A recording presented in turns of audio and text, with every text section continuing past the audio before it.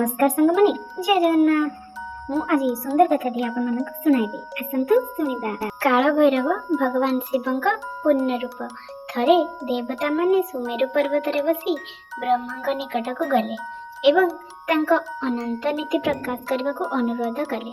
शिवंक ब्रह्म रे आकर्षित ब्रह्मा नीति जानी नथिले मध्य कहबाकू लागिले, मु एही ब्रह्मांडर सृष्टिकर्ता, स्वयं जात एकमात्र ईश्वर, अनंत भक्ति ब्रह्मांक उग्र पवित्र आत्मा, मो क्रियाशीलता एवं निष्क्रियतार मूलदुआ, सर्वव्यापी पूर्ण ब्रह्मा ताहा कले। किंतु ऋषिमानक गोष्ठी मध्य उपस्थित थिबा विष्णु व्याख्या कले, तुमे मो आज्ञा ब्रह्मांडर सृष्टिकर्ता होइछ। मते असम्मान करने सहित तुमे किपरि तुमर श्रेष्ठत्वर गर्व करि परिबो। एहीपरि ब्रह्मा एवं विष्णु सेमानकर श्रेष्ठत्व जाहिर करबाकू लागिले।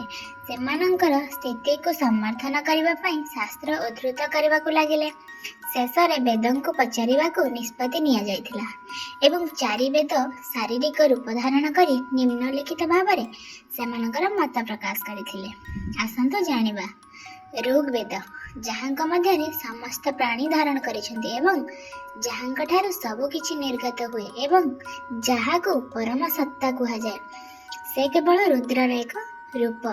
यजुर्वेद जहांक माध्यमरे आमे वेद प्रमाण पाइथाउ एवं जहांकु समस्त यज्ञ एवं योग माध्यमरे पूजा करा जाए। समस्तंकर द्रष्टा केवल शिव।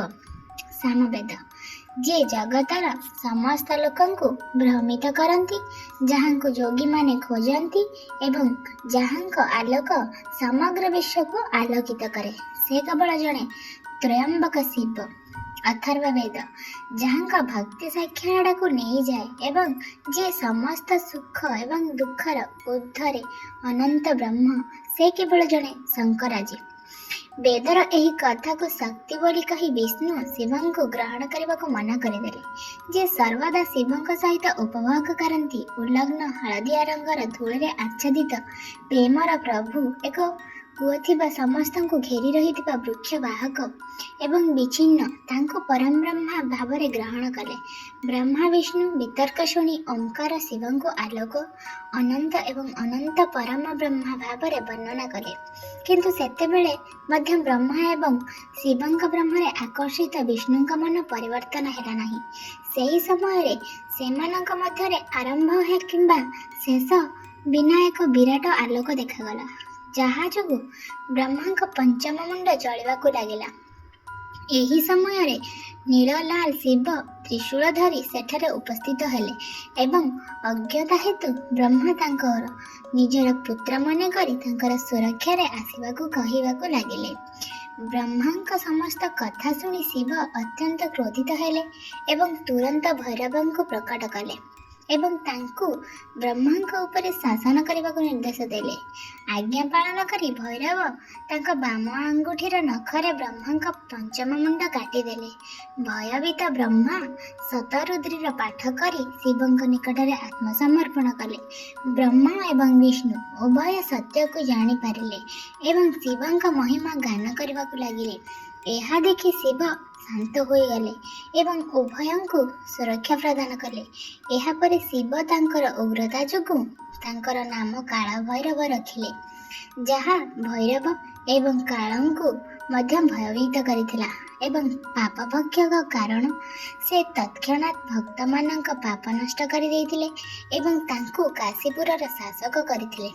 तापर से कहिले, भैरव एही ब्रह्मा एवं विष्णुଙ୍କ उपरे विश्वास करी तुमे ब्रह्मांक कपाल धरी वाराणसी जीवा उचित एवं एहार सुरक्षा रे भिक्षा करबा उचित। सेठारे सही नगरीर प्रभाव रे तुमे ब्रह्म हत्यार पापरु मुक्त हेबो। जेतेबेले भैरव शिवंक आज्ञा पालन करी हाथरे कपाल धरी काशी अभिमुख अग्रसर हेले, ब्रह्मा मानक हत्या तांको पछे पछे गला। विष्णु तांकर प्रशंसा कले एवं तांका ब्रह्म द्वारा मोहित न हेबा पई एक वर मागिले। विष्णु ब्रह्म हत्या को भैरव तांको पछे पछे जाउतिबा ब्रह्म विषय रे पचारिबाकू चाहुथिले।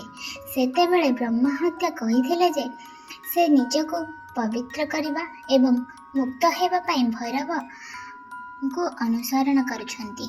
ଭୈରବ କାଶୀରେ ପହଞ୍ଚିବା ମାତ୍ରେ ତାଙ୍କ ହାତରୁ ଚିମଟା ଏବଂ ଖପୁରି ଖସି ପଡ଼ିଲା ଏବଂ ସେବେଠାରୁ ସେହି ସ୍ଥାନର ନାମ କପାଳମୋଚନ ତୀର୍ଥ ହେଲା।